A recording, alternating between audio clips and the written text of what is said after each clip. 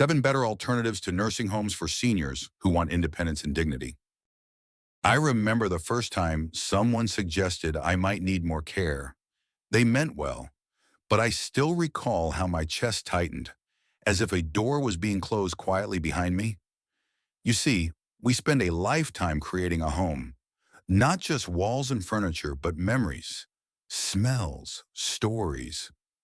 So when someone says, maybe it's time to consider a nursing home, it can feel like an erasure, like the end of something we're not ready to let go of. But what if that moment wasn't the end? What if needing help didn't mean losing ourselves, but actually finding a better way forward? In this video, I want to walk with you through 7 alternatives to nursing homes, not just places to live, but choices to keep living. Each one honors what matters most in this stage of life: dignity, connection, safety, and meaning. Some of these you may have heard of, others might surprise you, and one of them may just unlock a new way of thinking about aging, not as a decline, but as a design.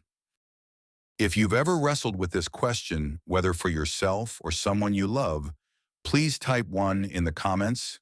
If not yet, type 0. Either way, I'd love to know who's walking this path with me.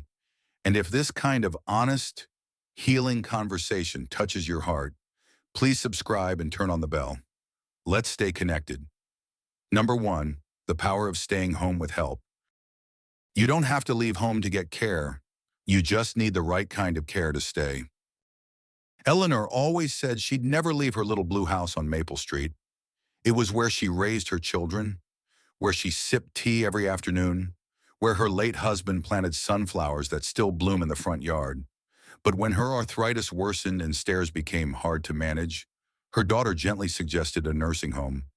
Eleanor paused, smiled, and said, "I just need a hand, not a whole new life." And she was right. Today, with part-time in-home support, Eleanor still lives in her little blue house. A home aide helps her bathe safely, prep meals, and take her medications on time. But she still brews her own morning tea, waters her plants, and listens to old jazz records as the sun sets. This is the quiet power of aging in place with help.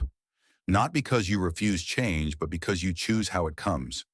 In-home care is no longer just for the very frail. It's for anyone who values their space, their memories, and their autonomy. It comes in layers from weekly check-ins to daily assistance designed around your needs, your schedule. And perhaps most importantly, it preserves the rituals that keep us grounded. Psychologists have found that aging in a familiar environment helps preserve memory, reduces anxiety, and even boosts longevity. Because your home is not just a structure, it's an extension of your soul. So, before you assume you have to leave your home to be safe, pause. Sometimes what you need isn't a new address, just a little support, right where you are. But what if living alone still feels too quiet? What if you long for laughter, footsteps, and the warmth of shared life? Let's explore the next path, one that invites family back into the picture, without losing yourself in the process. Number 2, living with family but with purpose, not pity. You're not a burden, you're a bridge. When Walter lost his wife at 80, the silence in his home became a second grief. He still cooked breakfast for 2, still folded the other side of the bed, still reached for a voice that no longer answered. It was his granddaughter, Emma, who finally said, "Why don't you come live with us, Grandpa? Not to be taken care of, but to be with us?" Walter hesitated. He didn't want to be a guest in someone else's life. But what they built together wasn't dependency. It was shared life. He moved into a small suite behind the main house, had his own bathroom, kitchenette, and garden bench. He watched the sunrise alone and shared dinner with his family. He helped Emma with her college essays, and she showed him how to use Spotify. This is what happens when multi-generational living is built on respect, not pity. You don't become a shadow, you become a story keeper. You don't lose privacy. You gain presence. There's something ancient and powerful about generations living close. Children grow up knowing they're part of a bigger story, and elders grow old knowing they still matter. But let's be honest, it only works when there are boundaries. When you have your space and they have theirs. When expectations are spoken, not assumed. When everyone agrees this is a partnership, not a sacrifice. Living with family doesn't mean giving up your independence. It means living connected, on your own terms, in a circle that breathes together. But what if family isn't nearby or not an option at all? That doesn't mean you're out of choices. Sometimes your neighbors can become your greatest source of support, and something beautiful begins to grow. Number 3, rethinking retirement. What if aging didn't mean disconnecting? You don't outgrow the need to belong.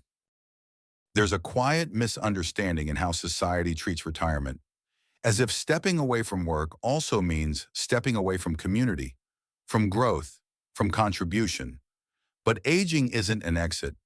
It's an invitation to belong differently, to contribute in new ways, to rediscover connection beyond productivity. That's why more and more older adults are choosing to live in intentional senior communities, not because they have to, but because they want to be part of something again. These aren't just buildings with age-friendly design, they are ecosystems of belonging. Places where aging is not something to hide, but something to honor. In such communities, neighbors look out for one another. Routines become rituals. The small things, sharing a meal, waving to a friend, attending a book club, become daily acts of grounding. Retirement doesn't mean stillness. It means shifting your energy toward what really matters. No one wants to be surrounded by staff. We want to be surrounded by presence, not to be managed, but to be seen. There's deep healing in waking up in a space where others know your name, notice your absence, and welcome your return. For many, senior villages offer something nursing homes rarely can, not just care but continuity, not just supervision but shared life. But for those who want to keep living in their own home, surrounded by memory, there is a new kind of help that doesn't look like what you'd expect. Let's talk about how technology is gently transforming what it means to grow old safely. Part 4, smart homes, safe lives. Technology doesn't replace care. It protects your freedom. For many older adults, the decision to stay at home comes with both comfort and concern. Comfort in the familiar, the smell of your kitchen, the sound of your floors, the light that spills across the hallway at dawn. But concern, too, about what might happen in the silence, in the alone moments. A fall, a forgotten pill, a door left unlocked. This is where technology, when used gently and wisely, becomes more than just convenience. It becomes protection of independence, of routine, of peace of mind. Modern smart home tools are no longer just for the young or the tech-savvy. They're becoming lifelines for those who want to age in place without sacrificing safety. Motion sensors that turn on soft lighting in the dark. Medication systems that remind you gently or even notify a loved one. Voice-activated assistants that answer questions, play music, or call for help if needed. Temperature and humidity monitors that adjust your home for comfort without you lifting a finger. These aren't luxuries. They're quiet promises that your life, your rhythm, and your space still matter. And most importantly, they are designed to support, not surveil. You are not being watched, you are being respected. You are not giving up privacy, you are gaining control. In a world that often tells the elderly to be careful, this is a different message. Be empowered, because your home can be your haven, not because it's perfect, but because it's prepared. And yet, even the smartest home cannot replace the touch of a familiar hand or the sound of laughter at dinner. What if the next solution isn't about gadgets at all, but about people and how we choose to live together? 5, independent living communities. Freedom, not surveillance. You don't need someone to watch over you. You need a place that understands you. There is a kind of loneliness that doesn't come from being alone, but from being unseen. It happens quietly, slowly, in the silence between meals, in the stillness of long afternoons, in the lack of purpose that settles into our bones. Many seniors fear nursing homes not because of the care, but because of the loss of identity. Rooms may be clean, schedules may be orderly, but when life becomes something done to you, not with you, something precious begins to fade. That's why independent living communities are rising in popularity. They offer a space between extremes, not isolation, not institutionalization. Instead, a place designed for people who still want to live fully, just with a little more ease. Here, you keep your own space. You cook when you want. You join social activities when it fits your mood. Help is there if you need it, not hovering, not assuming, just ready. More importantly, you are surrounded by people in the same season of life, those who understand the pace, the humor, the grief, the small joys. It's not just about having neighbors, it's about having companions. In these communities, choice returns, rhythm returns, and so does that quiet confidence that your life is still yours, even as the years change. But for some, the deepest sense of vitality doesn't come from living only among peers. It comes from sharing life with other generations, giving, learning, exchanging. Let's talk about a new kind of community, built on connection across age. Number 6, intergenerational communities, mutual giving, mutual growth. When generations live together, everyone grows differently. In many cultures, aging was never something that happened on the sidelines. It happened right in the middle of life, next to the children, the students, the working hands, and the dreaming minds. But somewhere along the way, modern living began to separate us. Elders in one building, young people in another, and between them a silence that grew.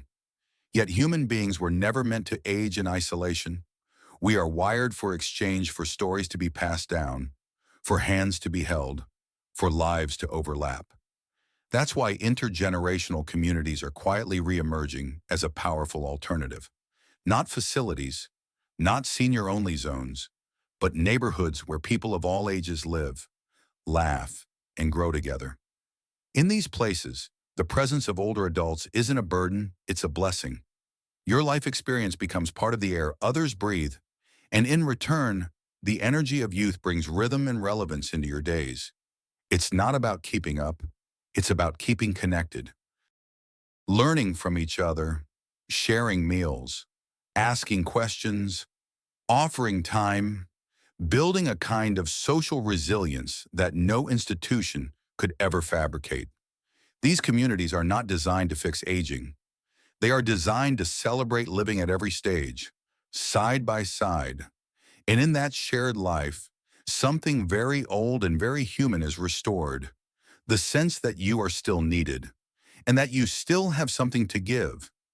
But even in a connected world, there are those who crave independence on their own terms. Not solitude, but sovereignty. Not separation, but self-definition. Let's explore one more path where friendship becomes family, and community is something you build by choice. Number 7, co-housing with friends, a new kind of family.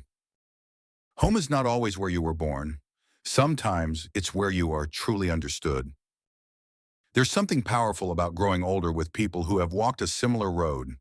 Not just relatives, but those who have seen you laugh, stumble, rise again. People who know the sound of your silence, and what kind of tea you make when you're sad. That's why some older adults are reimagining what home means, not as a place, but as a chosen circle. They're choosing to age alongside friends, not in formal facilities, not in solitude, but in homes they create together. Co-housing isn't a trend. It's a return to something deeply human, shared living built on trust, humor, and daily grace. Each person keeps their own space, bedroom, privacy, freedom, but they come together for meal, for decisions, for joy. There's no hierarchy, no staff uniforms, just a table where everyone brings something. Not just food, but presence. Not just conversation, but understanding. This kind of living says you matter here not because you're useful, but because you are known. Of course, it takes intention, clear communication, mutual respect, agreements about chores, space, silence. But when it works, it brings a kind of emotional safety that even the best designed buildings cannot provide. And once you've built a circle of trust, whether with family, friends, or a chosen few, another question quietly rises. What if you could shape not just who is around you, but how you live every single day? Number 8, the right to design your own aging journey. You are not a puzzle piece in someone else's plan. You are the architect of your own time. There comes a point in life where the outside world starts making decisions for you quietly, gradually, with good intentions but unintended consequences. Someone rearranges your kitchen for safety. A loved one picks out a chair that's easier to get out of. Your calendar begins to fill with appointments that others think are best for you. And while each action may seem small, the message is loud. You are no longer in charge. But here's the deeper truth. Aging does not mean surrendering the pen that writes your story. It means picking it up with a new kind of wisdom. You've lived decades. You've made homes, raised families, built careers, survived loss, and grown through change. Why, now, should you lose the right to design what the final chapters look like? That's why reclaiming the right to choose how you live, where you live, who supports you is more than a preference. It's an act of dignity. Some may say, it's just easier if we make decisions for mom. But easier is not always kinder. And too often, in trying to help, we remove the very things that keep a person alive inside voice, autonomy, relevance.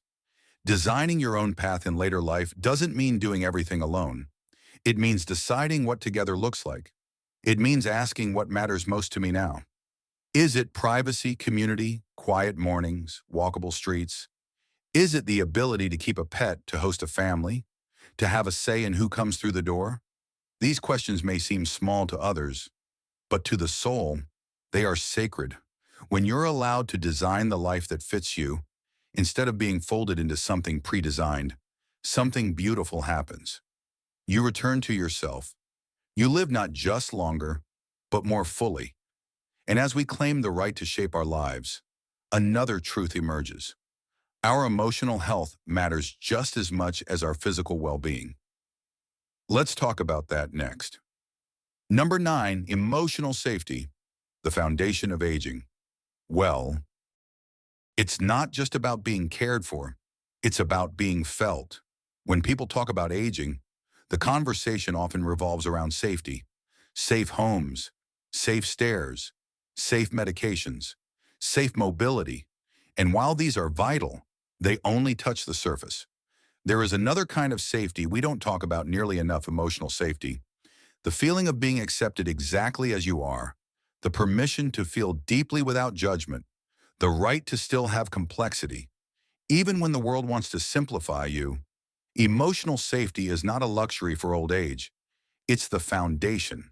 Because when you lose the ability to express yourself honestly without being dismissed, corrected, or patronized, you begin to feel invisible.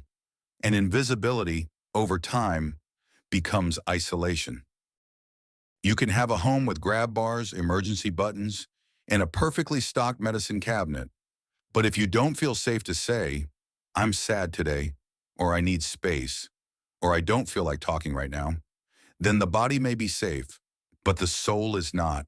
In emotionally unsafe environments, older adults often begin to withdraw, not because they're fading, but because they're shrinking in response to how they're treated. Their stories grow shorter, their opinions soften, their presence dims. They learn that disagreement is seen as confusion, that sadness is treated like a symptom, that their silence is easier for others to manage than their truth. But emotional safety changes all of that. When you are surrounded by people, whether family, friends, or caregivers, who allow you to be fully human, healing happens in quiet, powerful ways. You can speak your fears without someone trying to fix them. Share grief without being told to stay positive. Ask for alone time without guilt. Say "I'm not okay" and be met with gentleness, not alarm. This kind of environment restores a sense of agency, because suddenly you are no longer just being cared for, you are being respected. You're no longer treated like a fragile object. You are held like a whole person complex, contradictory, real. And here's the surprising part. Studies show that emotional validation in old age isn't just good for the heart, it's good for the brain. People who feel emotionally safe tend to maintain sharper cognitive function, experience fewer symptoms of depression, feel more physically energized, sleep better, recover faster after illness or surgery. That's because emotional stress in older adults can quietly erode everything else from memory to immunity to the will to engage.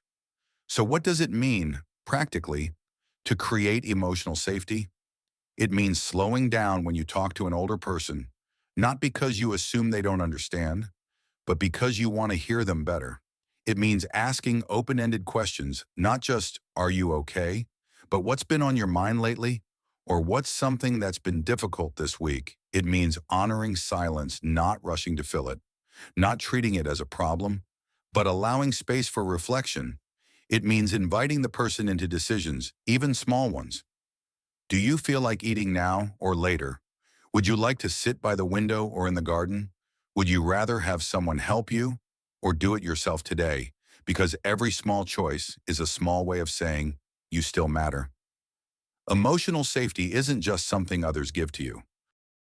It's also something you can protect for yourself by setting boundaries gently but clearly, speaking honestly even when it's uncomfortable, surrounding yourself with people who see you, not just serve you, letting go of roles that no longer nourish you, keeping rituals that remind you who you are.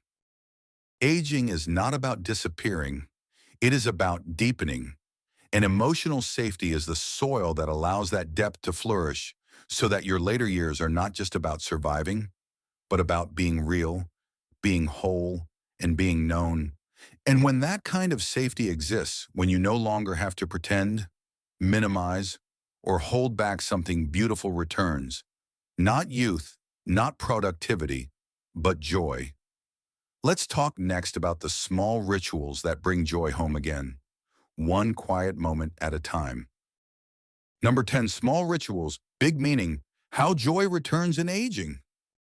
Happiness doesn't always roar. Sometimes it's the sound of water boiling for tea. There is a kind of happiness that doesn't make headlines. It doesn't arrive with applause or celebration. It comes quietly wrapped in the folds of ordinary moments. This is the kind of joy that grows in old age. Not the wild joy of chasing after everything, but the sacred joy of choosing what to keep. Because as the years pass, what you lose in speed, you often gain in sensitivity. You start noticing the golden rim of morning light, the softness of socks worn by the radiator, the ritual of folding napkins just the way you like. These aren't just habits. They are anchors. And for many older adults, these small, deeply personal rituals are the secret threads that hold life together, especially in a world that can feel rushed, chaotic, or dismissive of aging. A ritual doesn't have to be complicated. It can be watering your plants while humming an old melody, sitting by the window at the same hour every afternoon, saying a quiet word of thanks before each meal, lining up your shoes each evening, just how you like it, calling a friend every Sunday same time, same voice, same warmth. These little acts do more than structure the day. They remind you that you are still the author of your time. And that's powerful because one of the first things aging tries to steal from you is rhythm. Appointments begin to dictate your schedule. Help arrives on someone else's clock. You eat meals not when you're hungry, but when they're served. And slowly, your sense of ownership over your time begins to erode. But rituals reclaim it. They say this moment belongs to me. I know what happens here. I decide what matters. This sense of predictability isn't boring, it's comforting. And comfort, especially in later years, is not indulgence. It's healing. There's science behind this too. Studies show that daily rituals can reduce anxiety, lower blood pressure, and improve cognitive performance in older adults. Why? Because they bring a sense of control. They reduce decision fatigue. They create a sense of continuity, something that feels deeply grounding when so much else is changing. Rituals also become a quiet act of resistance against the cultural narrative that says aging is a time of fading. Instead, these moments say, I'm still here. I still choose. I still love the smell of cinnamon, the sound of rain, the feel of warm towels. And when others respect these rituals, not rush them, not belittle them, there is profound healing. It tells the elder, I see you, I honor what matters to you, even if it's small. So, if you are an older adult reading this, or someone who loves one, ask, what rituals bring me back to myself? What small actions in my day feel sacred, even if no one else notices? What moments, if taken away, would feel like losing a piece of me? Hold on to them, protect them, share them. You don't have to explain why they matter. The soul doesn't need a reason to love something, and if you're creating new rituals now beautiful, you are not too late. You are simply becoming more deliberate. There is such richness in aging when you stop rushing, because that's when you notice joy doesn't always dance. Sometimes it sits quietly beside you as you peel an orange or fold a shirt just so. In many ways, these rituals are like soft-spoken prayers. I am still alive. I still care. This moment is mine. And perhaps the greatest beauty of these rituals is that they are yours alone. You don't need permission to have them. You don't need approval to repeat them. They don't need to be productive, impressive, or even shared. They just need to be real. Because joy in aging isn't about chasing more. It's about sinking deeper into what's already enough. And now, with this sense of grounded joy, of quiet presence and personal rhythm, we come to the final question. Not just how to grow old with health, but how to grow old with meaning and the full weight of being alive. Number 11, the right to say no in old age. No, there is no resistance. It is wisdom wearing its voice. There is a quiet, overlooked freedom that many people begin to lose as they age, the freedom to say no. It happens slowly. Someone else takes over the groceries. Your medical appointments are made for you. People knock less and walk in more. You begin to feel like a passenger in your own life. And while many of these actions are driven by love and concern, they can carry a message that cuts deeper than anyone intends. You no longer get to decide, but that is never true. And it must never become normal. Because the ability to say no is not just about preference. It is about dignity. It is about having boundaries, opinions, and values regardless of age. It is about having the right to choose how, when, and with whom you participate in life. You've spent a lifetime making choices, from your relationships to your career to how you decorated your home. So why, in the final third of life, should that agency be quietly taken away? Saying no in old age is not a rebellion. It is restoration. It is saying no. I'd prefer to eat later. No, I don't want someone else choosing my clothes. No, I'm not ready to downsize. No, I want to stay in my home a little longer. No, this isn't how I want to spend my time today. These are not stubborn statements. They are sacred lines drawn not out of fear, but from self-respect. Too often, older adults are praised for being easy or agreeable, but sometimes that praise is simply a reward for silence, for not pushing back, for not speaking needs, for shrinking, and that's dangerous because people don't disappear all at once. They disappear one unspoken no at a time. We must remember saying no is not just about pushing others away. It's about protecting what matters inside. It's about choosing who gets your time, your energy, your trust. It's about saying my preferences are not outdated. My voice has not expired. And for those who support or care for an aging loved one, this is a powerful call to listen differently. When an elder says no, don't interpret it as resistance. Don't assume confusion, fragility, or moodiness. Instead, hear the wisdom underneath. Perhaps they're saying, I know what I need. I know what feels right for me. I know when I'm ready and when I'm not. This level of self-awareness deserves not just respect, but celebration.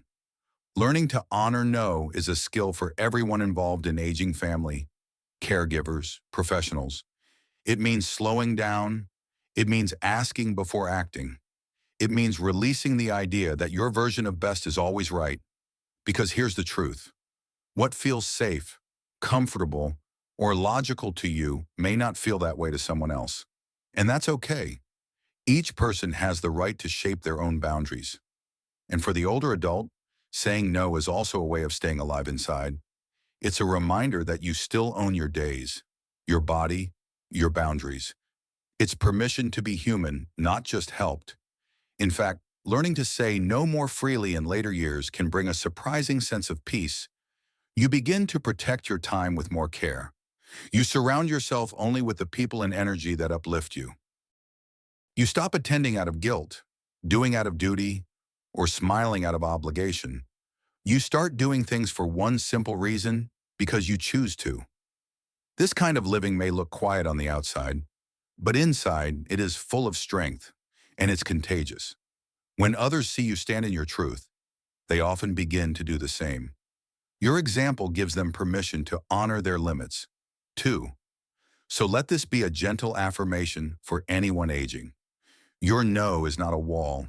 It is a door opening you into a life that feels honest and fully yours. You have the right to say no to what no longer fits, nourishes, or respects you. And you don't need to explain that right to anyone.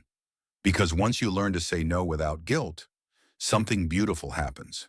You start saying yes more intentionally to the things that truly matter, to the values that define you, to the meaning you want to preserve. Let's explore next how aging with intention means protecting not just your boundaries, but your inner sense of worth. Number 12, guarding your sense of value. Never let aging shrink you. Your worth doesn't retire. Neither should your voice. One of the deepest challenges in later life isn't physical decline. It's the slow erosion of being seen as valuable. People start talking around you instead of with you. They lower their voices, simplify their sentences, and make decisions as if you weren't there. This shrinking isn't always obvious. It can look like politeness. It can sound like, "We'll take care of everything. Don't you worry." But it feels like vanishing. That's why holding on to your sense of value is not a luxury, it's a necessity. You are still a source of wisdom. You are still a bearer of insight. You are still a contributor to the lives around you. You don't stop being powerful because your pace is slower. You don't stop being meaningful because your roles have shifted. And most of all, you don't stop being you. There are ways to protect that value. Continue mentoring, even informally. Journal your life stories, your perspective matters. Join discussions, not just as a listener, but as a speaker. Teach, advise, create, share. The world doesn't always remember to ask for your voice, but that doesn't mean you must fall silent. To be valued, sometimes we must reassert our value, not with volume, but with presence, not with demands, but with clarity. Because the truth is, no matter your age, your essence is not negotiable. Your soul doesn't shrink, and neither should your place in this world. And now, with all these paths laid before us, choices built on freedom, not fear, we arrive at the final question. Not just how do we grow old, but how do we grow old with meaning? Growing old isn't about fading away. It's about becoming more visible to your truest self. So here we are, dear friend, at the end of this long and gentle journey. A journey not through advice, but through possibility. We've walked together through homes filled with memory, through communities built on care, through friendships forged by choice, and through moments of saying no so we can say yes to what truly matters. And now, the question rests in your hands, not what should I do, but rather what kind of life do I still want to live? This isn't about perfect plans. It's not about having everything figured out. It's about remembering that aging does not mean the end of becoming. It's not the final curtain, it's simply a quieter act, where every word is more deliberate, more meaningful, more you. Some people will try to define this chapter for you. They will say it's time to slow down, to step aside, to let others decide. But I ask you, gently, why should the richest years of wisdom be the ones most ignored? Why should the deepest rivers of experience be dammed just because they flow more slowly? You are not finished. You are ripening. And what ripens is not weak, it is full. It is ready. It is real. Maybe today, all you can manage is sitting beside your window, watching the wind move through the trees. And yet, in that stillness, there is so much life.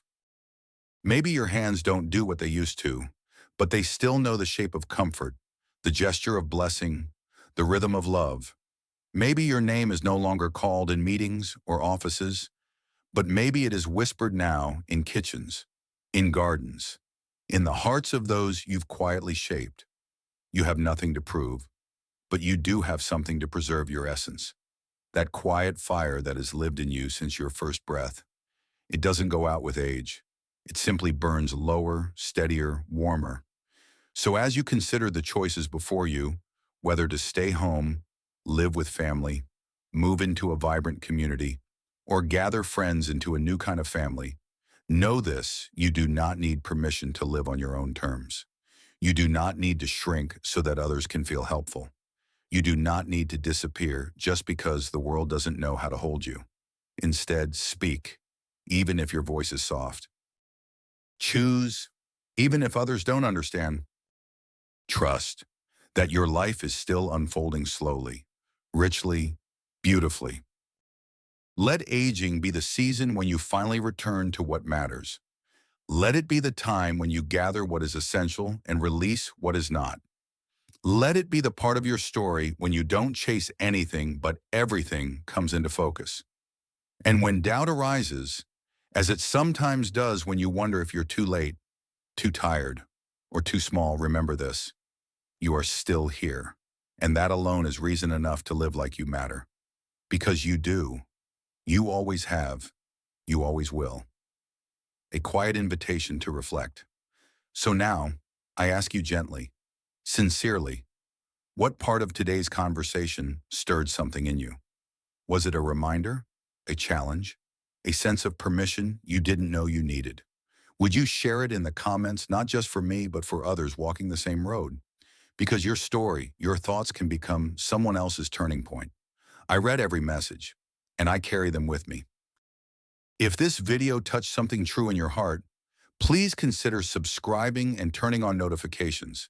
Not for the sake of numbers, but so we don't lose each other. This channel is more than content. It's a community, and you are a part of it now. What's next if you found hope here? Our next video may speak to you even more deeply. We'll be talking about how to create a daily rhythm that protects your peace and reawakens your joy, no matter your age or stage. So I hope you'll stay with us. Until then, take this one truth with you: aging isn't the end of anything. It is simply time finally unfolding at your pace. Thank you for being here. Thank you for not giving up on the life that still belongs to you. I'll see you in the next story.